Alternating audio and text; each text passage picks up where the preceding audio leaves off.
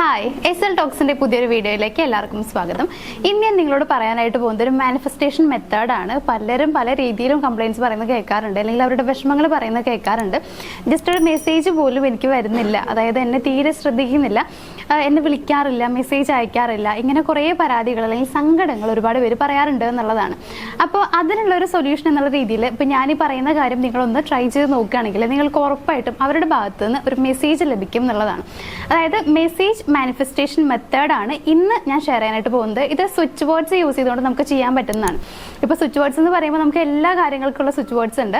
അപ്പോൾ അതിൽ ഇന്ന് നിങ്ങൾക്ക് ഒരു മെസ്സേജ് നിങ്ങൾ ആഗ്രഹിക്കുന്ന ഒരു പേഴ്സണിൽ നിന്ന് കിട്ടാൻ വേണ്ടിയിട്ട് ഞാൻ ഈ പറയുന്ന കാര്യം, ഈ പറയുന്ന സ്വിച്ച് വേർഡ് നിങ്ങളൊന്ന് യൂസ് ചെയ്ത് നോക്കിയാൽ മതി എന്നുള്ളതാണ്. അപ്പോൾ ഞാൻ ഈ പറയുന്ന ആ ഒരു സ്വിച്ച് വേർഡ് നിങ്ങൾ ബ്ലൂ ഇങ്ക് കൊണ്ട് തന്നെ എഴുതാനായിട്ട് ശ്രമിക്കുക. മാത്രമല്ല ഞാൻ പറയുന്ന അത്രയും ദിവസം അത്രയും തവണ തന്നെ നിങ്ങൾ ചെയ്യുകയാണെങ്കിൽ പെട്ടെന്ന് തന്നെ നിങ്ങൾക്ക് റിസൾട്ട് കിട്ടും എന്നുള്ളതാണ്.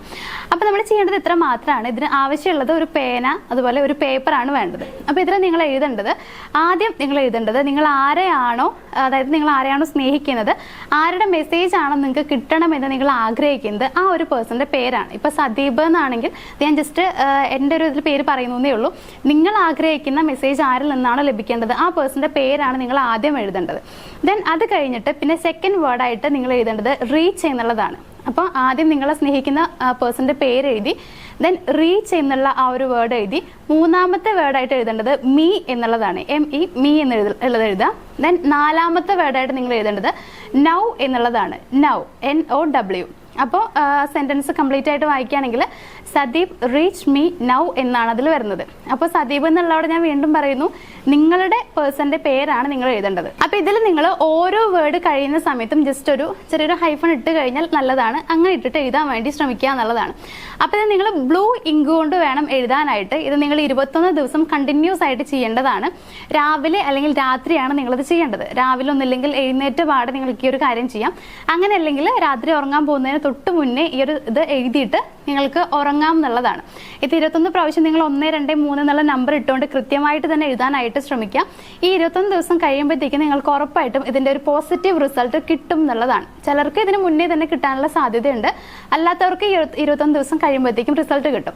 അപ്പോൾ ഇത് നിങ്ങൾ ട്രൈ ചെയ്ത് നോക്കുക. അപ്പോൾ നമുക്ക് സ്വിച്ച് വേർഡ്സിന്റെ കാര്യം പറയാനാണെങ്കിൽ ഞാൻ ഫസ്റ്റ് തന്നെ പറഞ്ഞിട്ടുണ്ടായിരുന്നു, ഒരുപാട് സ്വിച്ച് വേർഡ്സ് നമുക്ക് പല കാര്യങ്ങൾക്കുള്ളതും അവൈലബിൾ ആണ് എന്നുള്ളത്. പലർക്കും അതിനെക്കുറിച്ച് അറിയാനുള്ള താല്പര്യം ഉണ്ടായിരിക്കും, കുറച്ച് പേർക്ക് അതിനെക്കുറിച്ച് ചെറിയ രീതിയിലൊക്കെ അറിവുണ്ടായിരിക്കും എന്നുള്ളതാണ്.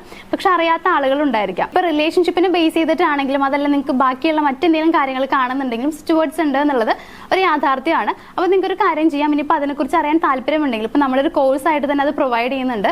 സോ അതിനെക്കുറിച്ച് അറിയണമെന്ന് ആഗ്രഹം ഉണ്ടെങ്കിൽ ഒരു കാര്യം ചെയ്താൽ മതി. നമ്മുടെ സ്ക്രീനിൽ മുകളിൽ കൊടുത്തിരിക്കുന്ന നമ്പറിലേക്ക് ഒന്ന് കോൺടാക്ട് ചെയ്തിട്ട് ഇപ്പൊ നിങ്ങൾക്ക് എന്തിന്റെ സ്വിച്ച് ബോർഡാണ് ആവശ്യമുള്ളത് എന്നുള്ളത് പറയാം, അല്ലെങ്കിൽ സ്വിച്ച് ബോർഡ്സിനെ കുറിച്ച് കൂടുതൽ അറിവ് ചോദിച്ച് മനസ്സിലാക്കാം എന്നുള്ളതാണ്.